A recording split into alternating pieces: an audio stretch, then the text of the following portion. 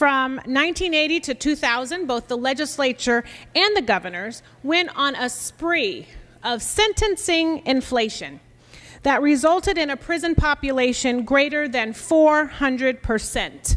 We funded longer sentences instead of education, mental illness, job training, or housing. And as a result, we found ourselves in a circuit overload. And so in 2011, the Supreme Court ruled that we were incompetent to run our own prisons and were put in state federal receivership. If we were a nation unto ourselves, our incarceration rates would be comparable to Russia.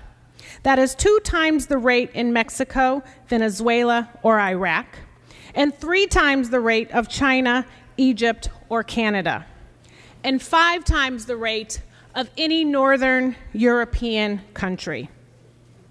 But talk to me about our recidivism rate. We are among the highest at over 65%.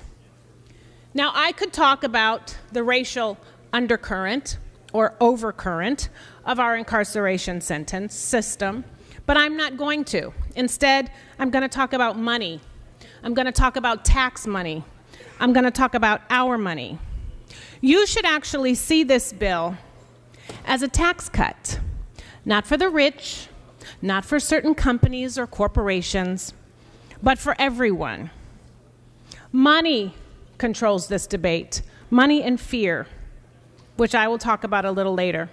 So every time a judge tacks on a sentence enhancement, that is butter, that is extra money, extra time for this system. It's tax money that could be going back into our communities, dollars that we are fighting so desperately for on this floor. We could be spending that money for bridges, for housing, for schools, for roads, for wildfire management. Today it costs $81,000 a year to house an inmate, and over 3/4 of that money goes to health care and security. Since 2010, that cost has gone up by 58%, by $32,000. So the opposition letters that we've all been getting, scaring us to death, what they don't talk about is the money that these groups don't want to lose, that we know by not passing this bill goes back into a failing system with a high recidivism rate or a low return on investment of our money.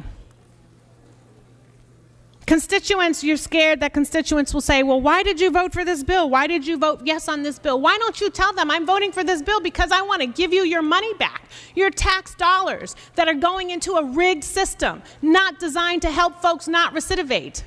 So I'm going to give you back that money until we figure out how to create a system that works, that punishes and allows also for rehabilitation and a lower recidivism rate, because this right here is not working. 15 years on a sentence enhancement costs us $1.5 million. Don't you think that money could be spent better?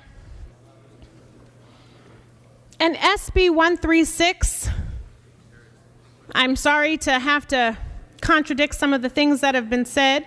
It keeps judicial discretion. Repeat offenders go back to prison. There are 150 plus other sentence enhancements for your pleasure still on the books.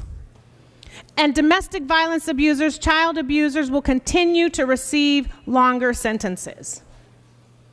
What we don't talk about, but I will say, is that, we don't punish equally because we don't monitor 30 seconds, Ms. Kamlager, and we don't prosecute equally.